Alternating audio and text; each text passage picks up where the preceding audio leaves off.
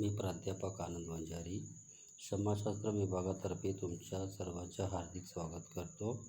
आज आपण BA second year third semester त्या बाबतीत समाजशास्त्राच्या उदय कशा पद्धतीमध्ये मागे आपली प्रस्तावना आपण पाहिली होती, त्याचा उर्वरित भाग आपण समोर घेऊ.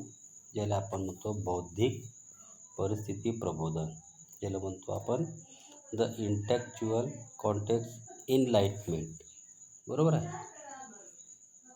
तरी युरोपात 13व्या 14व्या आणि 15व्या शतकामध्ये लोकांच्या बौद्धिकतेमध्ये खूप परिवर्तन घडून आले. या बौद्धिक परिवर्तनाचे स्वरूप व्यापक होते. या कालखंडात लोकांच्या स्वतःकडे, परमेश्वराकडे, धर्माकडे, कला आणि विज्ञानाकडे, परंपराच्या दृष्टिकोनामध्ये मोठ्या प्रमाणात परिवर्तन आलेले आपल्याला दिसून येते. म्हणून या परिवर्तनास प्रबोधन किंवा बौद्धिक पुनरुज्जीवन, ज्याला आपण म्हणतो रिनेसेन्स असं म्हटले जाते.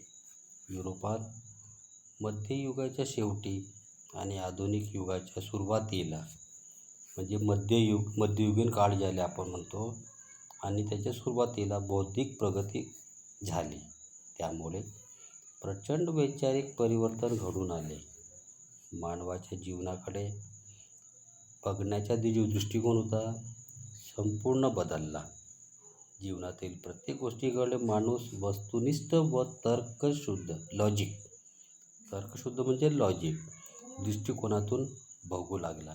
त्यामुळे त्याने मध्ययुगीन काळातील अंधश्रद्धा आणि परंपरेचा त्याग केला. माणूस वैज्ञानिक दृष्टीने विचार करू लागला. इतके मोठे बौद्धिक वा वैचारिक परिवर्तन आपल्याला घडून आल्याचं आढळते. सर्वप्रथम बौद्धिक परिवर्तन पश्चिम युरोपात झाले. पश्चिम युरोपातील कोणकोणते होते देश? इटली, जर्मनी, फ्रान्स, इंग्लंड या देशात प्रथम वैचारिक परिवर्तन घडून आले आणि त्यानंतर इतर युरोपीय देशांमध्येही परिवर्तन झाले आपल्याला आढळून येते. म्हणून पश्चिम युरोप हा वैचारिक परिवर्तनाचा म्हणजेच प्रबोधनाचा जनक आहे. प्रबोधन ही एक घटना नसून प्रक्रिया आहे. प्रबोधन काय आहे? घटना नाही आहे, एक प्रोसेस आहे, एक प्रक्रिया आहे. ही प्रक्रिया 3 शतके चालू होती. सुरुवातीला प्रबोधनाचे क्षेत्र मर्यादित होते.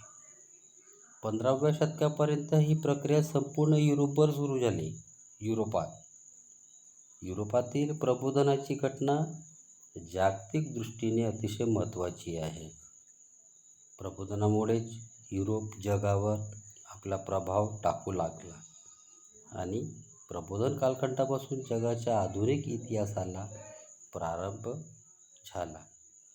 कारण प्रबोधन ही एक प्रक्रिया आहे, हे आपण स्पष्ट केले आहे. प्रबोधनाचे काही व्याख्या आपण समोर पाहू शकतो. पहिली व्याख्या आहे, मध्ययुगीन स्थितिप्रिय अवस्थेचा त्याग करून मानवाने ज्या प्रेरणेमुळे गतिमानता धारण केली ती प्रेरणा म्हणजे प्रबोधन होय. दुसरं काय व्याख्या? युरोपला मध्ययुगीन जागृत करणाऱ्या आणि नव्या प्रेरणा देणाऱ्या कालखंडाला प्रबोधनाचे युग असे म्हणतात. तिसरं काय आहे? 15व्या शतकाच्या मध्यानंतर विद्या, कला, विज्ञान व संस्कृतीच्या पुनरुज्जीवनाची जी लाट आली, त्याच लाटाने प्रबोधनाचे किंवा पुनरुज्जीवनाचे युग असे आपण म्हणू शकतो. प्रबोधनाची कारणे, कॉसेस ऑफ एनलाइटमेंट. पहिली कारण काय आहे? विचारवंताचे कार्य. पहिला आहे, मध्ययुगीन काळात युरोपातील लोकांवर ख्रिश्चन धर्माचा पगडा होता. म्हणजे ख्रिश्चन धर्म आढळून आलेला आपल्याला दिसून येतो.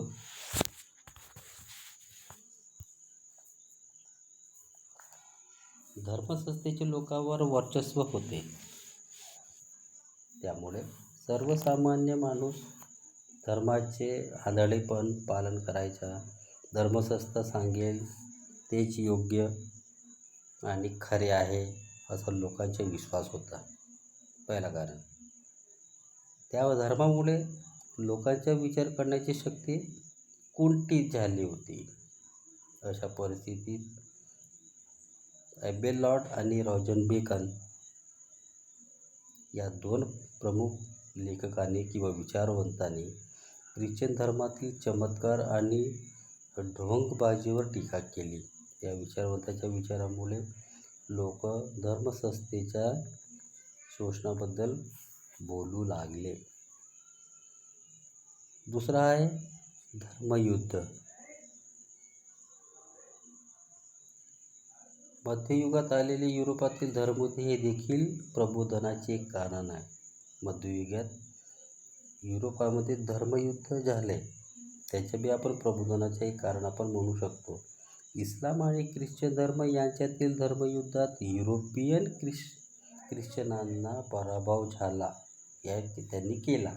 या युद्धानंतर पूर्व किंवा पश्चिमात या दोन संस्कृती एकत्र आल्या आणि त्याचे वैचारिक देवाणघेवाण सुरू झाली. त्यामुळे ख्रिश्चन धर्म हा श्रेष्ठ आहे या युरोपियन लोकांच्या कल्पनेला तडा दिलेला आहे. युरोपियन लोकांना संकुचित वृत्ती नष्ट झाले आणि त्यांच्या ज्ञानविषयक दृष्टिकोन विशाल झाला.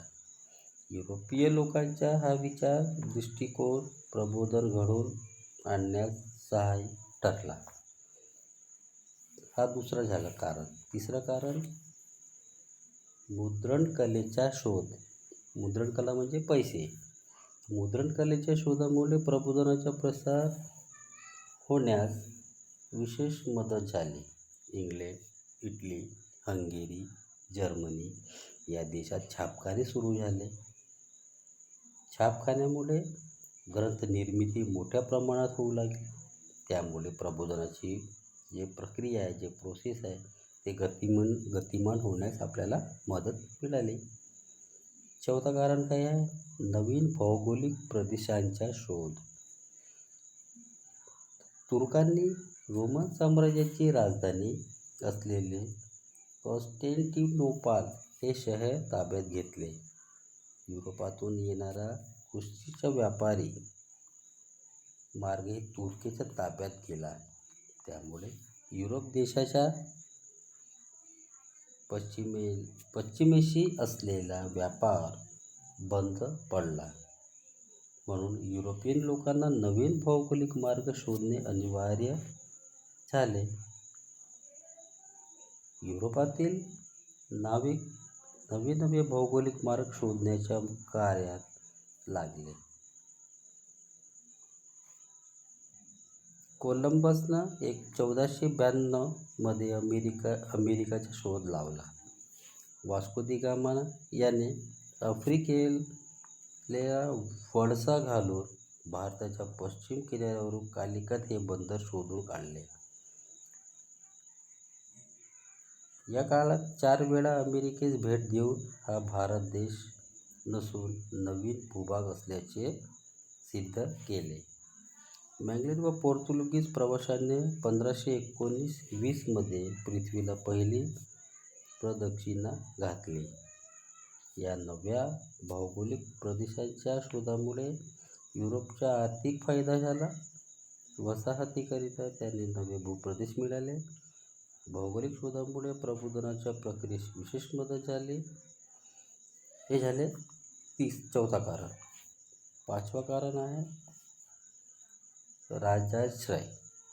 प्रबोधनाची चळवळ यशस्वी करण्यामध्ये तत्कालीन सत्ताधारी आणि धनिक वर्ग, ज्याला आपण मोठं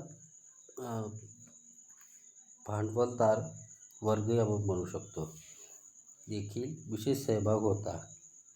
फ्रान्सच्या राजा पहिला फ्रान्सिस याने इटलीतील अनेक विद्वानांना फ्रान्समध्ये आणले आणि फ्रान्समध्ये प्राचीन विचारांच्या अभ्यासाखाली प्रोत्साहन दिले.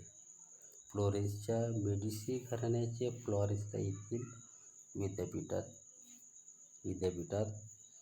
स्थापन केले आणि विद्यापीठात प्लेटोच्या तत्त्वज्ञानाची खास सोय केली. फ्लोरेन्सच्या मेडिसी घराण्यातील आश्रयामुळे प्रबोधन काळात अनेक कलावंत आणि साहित्यिक उदयास आले. तर हे आपण प्रबोधनाची काही अर्थ, काही त्याची डेफिनेशन आणि त्याचे कॉन्सेस म्हणजे कारणे आपण पाहिलेलं आहोत. नंतरच्या क्लासमध्ये आपण प्रबोधनाचे विचार, त्याच्या विवेकवाद आणि फ्रेंच राज्यक्रांतीबद्दल आपण चर्चा करू. तर पुढच्या क्लासमध्ये आपण पाहू नंतर काय करायचे आहे. ठीक आहे. Thank you. Have a nice day.